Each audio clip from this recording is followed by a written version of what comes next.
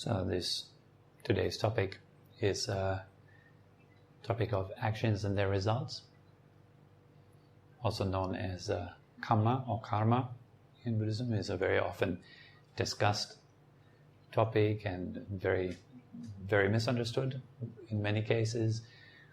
So it would be maybe an important thing to discuss that a little bit and create some clarity about this point. So we act based on the so-called 3 doors of action. This is body, speech, and mind. So we can act with our mind. There's mental action. There is a verbal action. We can speak and we can act with the body in a physical way. So they are, as you notice, progressively getting more refined.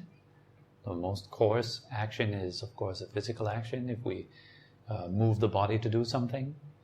If we talk, it's also another category, it's a bit more subtle. And if we think, it's even more subtle.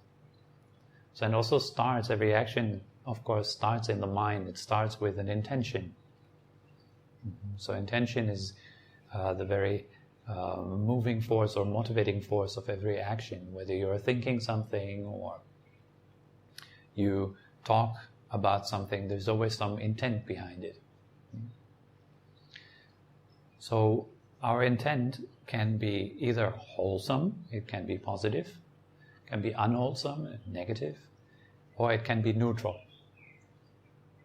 So when we have positive intent, that means, for example, we would like to benefit ourselves and others through a specific action. Let's say you see someone in need of help and you go and you understand that person, you feel compassion and moved by that compassion, you then intend to help that person and you engage in a physical, verbal action. There is also thinking, so it's also not really clearly defined. It's not that there is a one thing and then there's the other thing and then there's the next step and so forth. It's very non-linear, you can say, the way we act. The mind, our speech and all that is kind of very mixed up. So sometimes we have a positive intent, but our action that follows is rather negative. It leads to the harm of another being, even though you feel you want to help that person. You say something kind and the other person is totally offended by what you say and then snaps back at you and then you get angry, and because of you being angry you do the next thing and so forth. So it's very, very complicated. The topic of karma or action, that's what karma actually means when you're translating it, is a very, very complex topic. It's extremely hidden for our understanding with our mind. Where certain results or feelings exactly come from, it's very, very difficult to understand. However, we can say for sure that every feeling or every experience comes from its own specific cause. But what exactly the cause for that experience is, we can't really say. Because you can say out there are a few trees, they all come from a seed, but where the seed came from, we don't know. Did a bird drop it there, or did the wind bring it there, or did it just fall down from a neighboring tree? We don't know. We can only say for sure that every tree out there, it comes from a seed. Similarly, every experience in our life comes from its own specific cause. So if there wasn't a cause for that particular experience, we would not be able to experience that. There's also many things coming together, like internal causes, there are external causes. And so since we're so many people on this planet who are all acting through body, speech and mind, the whole thing becomes incredibly deep and complex. So there's no need really to ask, why do I have to experience that? Where exactly did it come from? The Buddha didn't really stress that so much. The Buddha stressed mindfulness a lot. Mindfulness of the present moment. To truly understand, what is my experience in this moment, right now? To train ourselves to become aware of our experiencing. Because through this awareness, then we also have a real chance of actually acting in a better way, acting in a way that causes more happiness for ourselves and others now and in the future. If we are not mindful of ourselves, we're not really understanding ourselves, then also the chance of acting with choice in a positive way, that also falls away, of course. It's a bit like when you go through a supermarket and you feel like you have a choice, but really it's the products and the clever marketing, the way the supermarket is set up, which is making choices for you. You just don't really notice that. As people spend a lot of money to make a choice for you. This is called marketing. And this happens on a very subtle level. We don't even know that we make a specific choice because of an ad we saw earlier, or because of something that a friend said, like a recommendation or something like that. We don't really know why we make choices. We just make them quite automatically. So, but if we have mindfulness, we have a chance to actually see through this process and to notice that what is the feeling right now causing me to do something. For example, if you're angry, and then normally you would act without further contemplation, you just act, you just yell at someone, there's no mindfulness. But when there is mindfulness, you know that if I would yell at that person, it would have further negative consequences. The negativity would keep spinning around and it would prolong itself. And as we all are not desiring negativity, we all want to feel happy and positive and good, it would be then clever to refrain from acting in a negative way if we have the choice. So, and where do we start with refraining from negative actions and cultivating positive actions? We start, the most important one, in the mind. So here you have a very real chance to actually influence your actions and to form a personality which is beneficial for yourself and others. To actually create a life that is inspiring, uplifting, and positive in all its facets. That comes from actually looking at the mind and understanding the mind with mindfulness itself. And then understanding that what I desire, that what I want the most is to feel happy and fulfilled. Nobody wants to suffer, right? So happiness and fulfillment and feeling positive has its own specific causes. Can you name one? Anything that makes you feel more positive? What could that be? Any mental facet? What comes to mind? What makes you feel more positive? When something good happens in your life. When something good happens in your life, yes. And now, let's say something that comes from yourself. Something that comes from inside. What could that be? Something that you could maybe even train.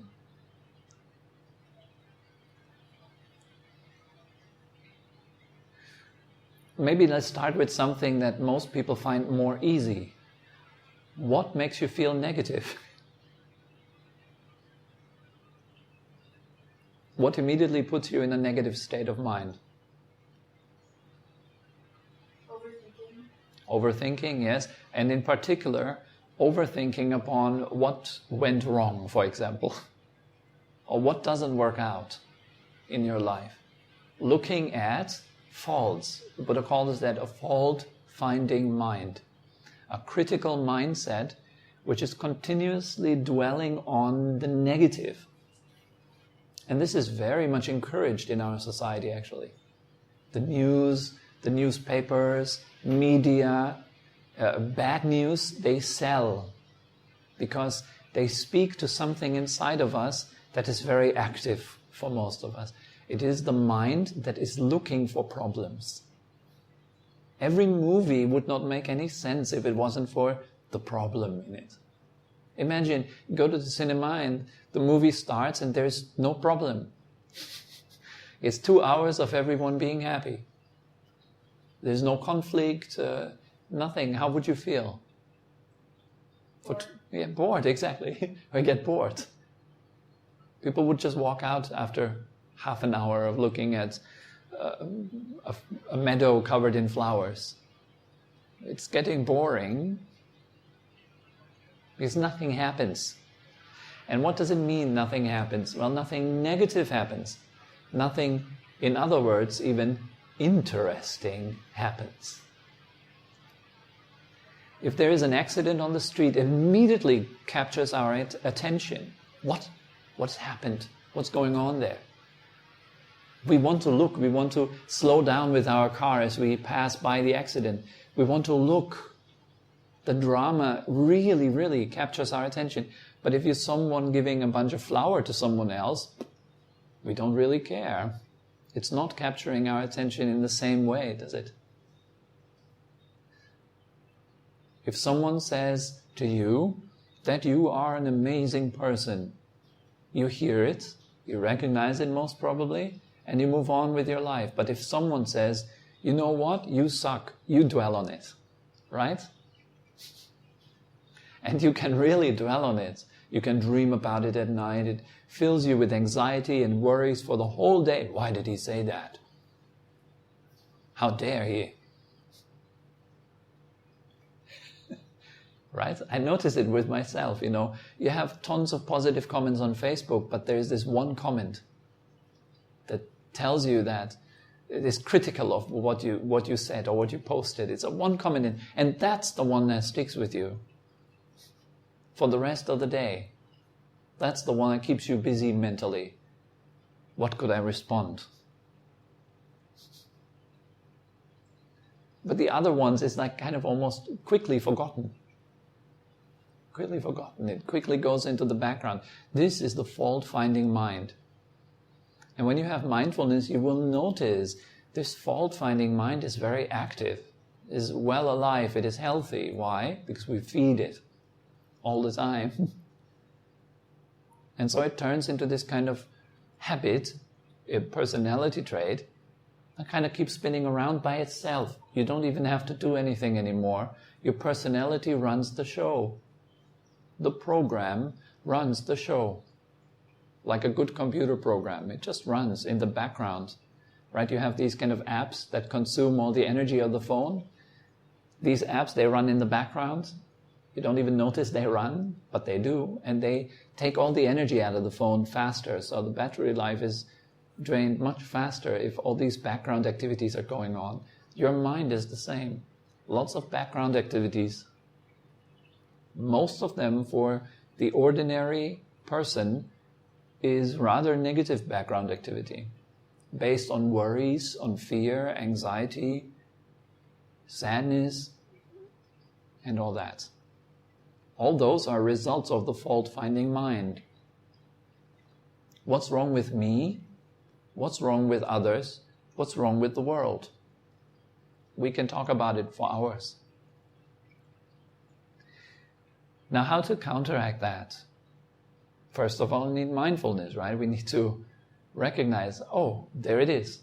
I'm looking for faults. I'm looking for trouble. And it hurts. And I'm hurting myself like this.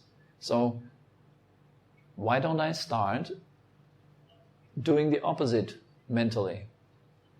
So you start looking for what's right. What is going well in your life? What are you grateful for? Are there things? Sometimes it takes us a while to find something.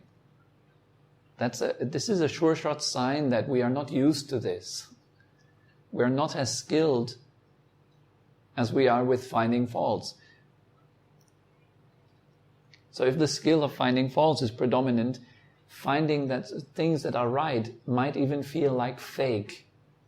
You might feel like some sort of fake hippie that just talks everything nice and doesn't feel real. Because we all know the world is bad, is it? There's so many problems on this world. If I run around and I feel like the world is a beautiful place, I feel like I'm lying to myself.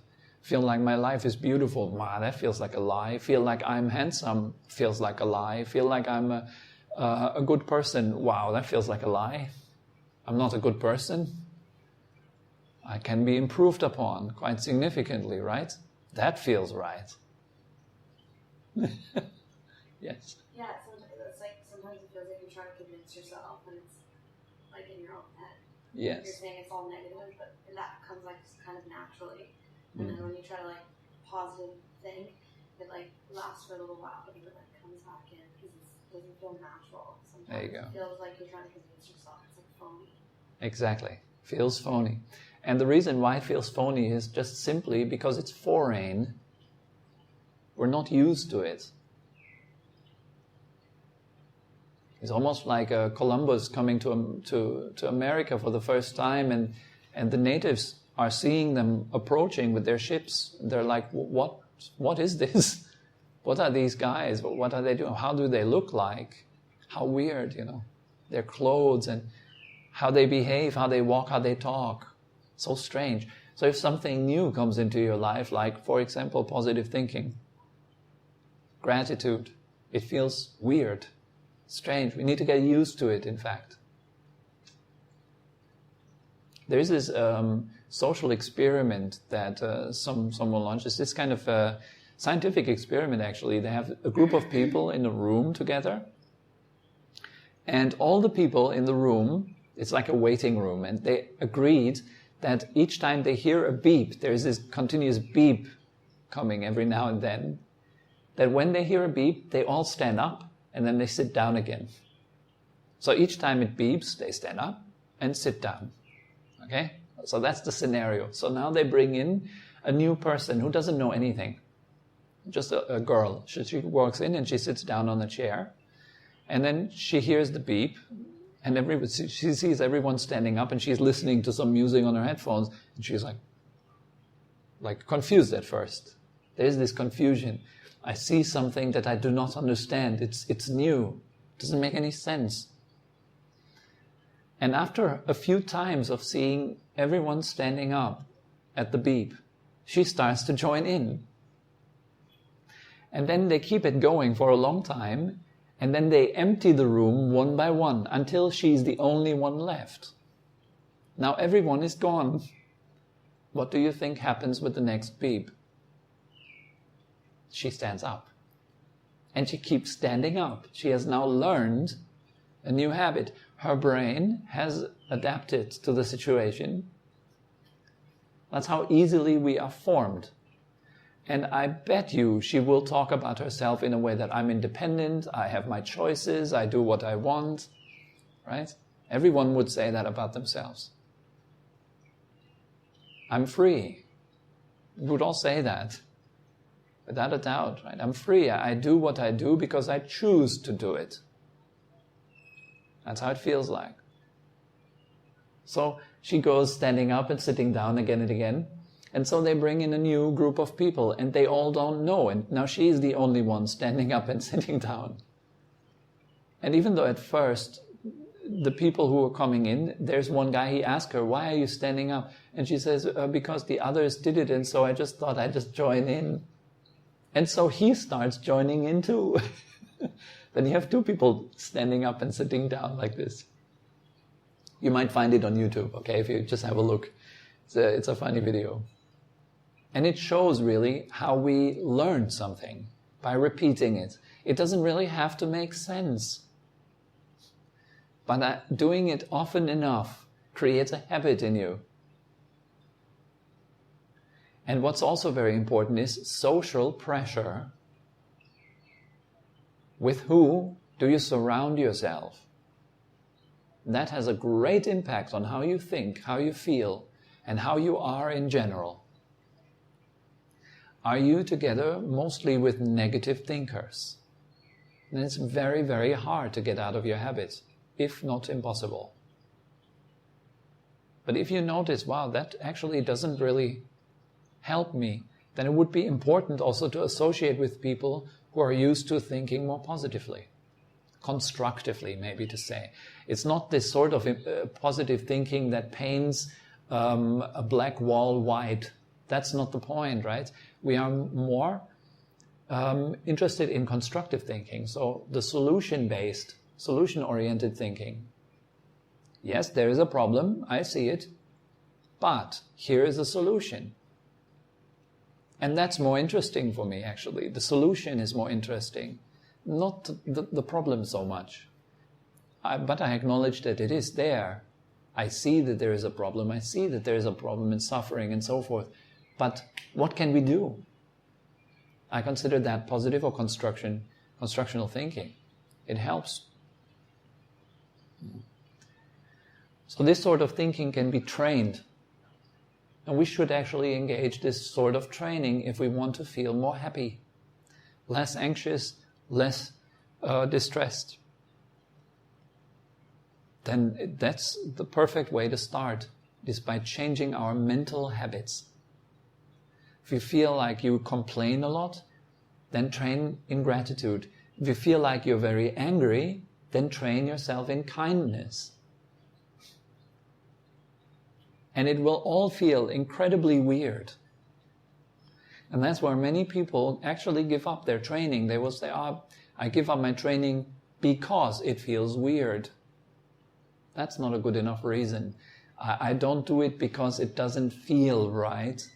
It's not a good enough reason. We do something for the results are right. Not because my feeling is like this or like that. If we follow our feelings all the time, we get nowhere in life. But if we follow our wisdom, yes, we can get somewhere. We know that if I do this, the result will be that. And I know that on the path, I won't be feeling right every single day. I won't be feeling happy every single day. It's normal.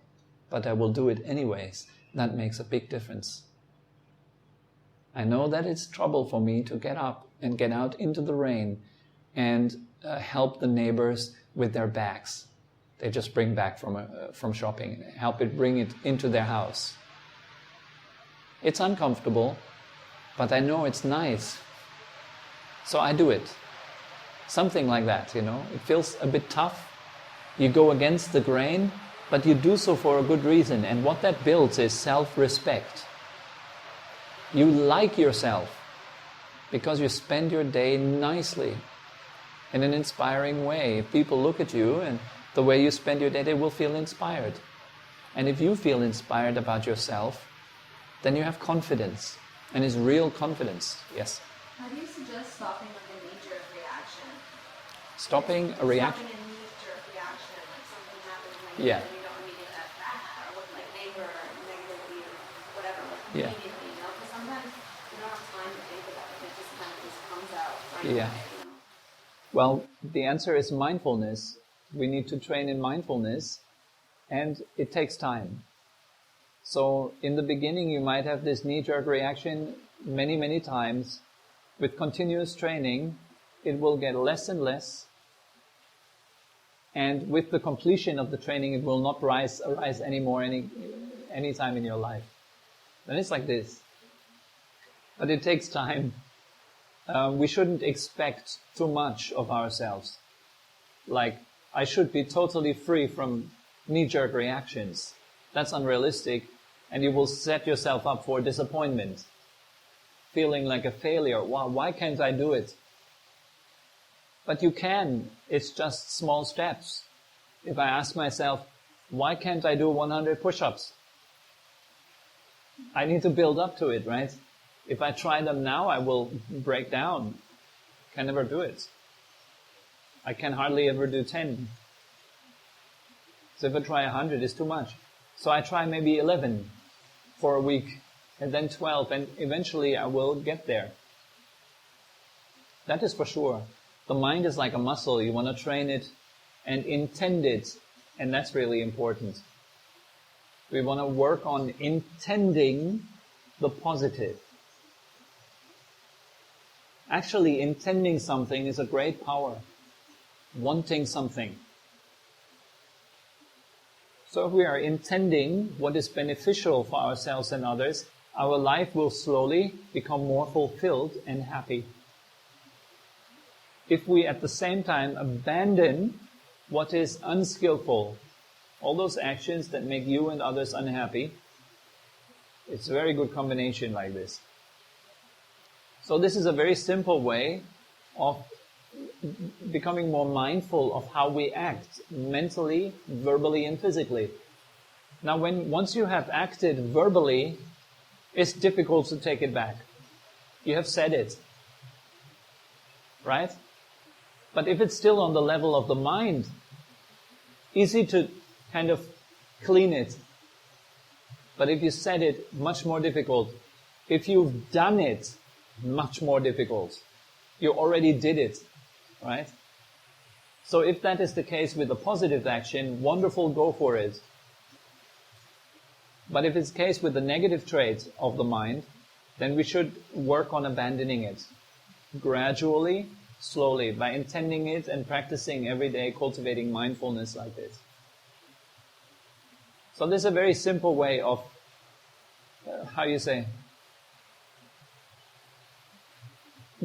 creating an upward spiral instead of getting sucked down by yourself. Now there's only one person in the entire life and this entire world that is responsible for your happiness and your suffering. And it's yourself. It is the way you receive the world and you act with the world that creates more happiness or more suffering for yourself. So knowing that, it's very important to train. We are the only ones responsible for ourselves. You can never point your finger to other people and say, it's because of you that I suffer, or it's because of you that I'm happy. That is trouble. It's not really true. It might look like it, but it is not true. It is because of the way I see you that I'm happy. It is because of the way I see you that I suffer. That would be more accurate. And that comes from your own habitual tendencies. Okay? So I think that is good enough for today.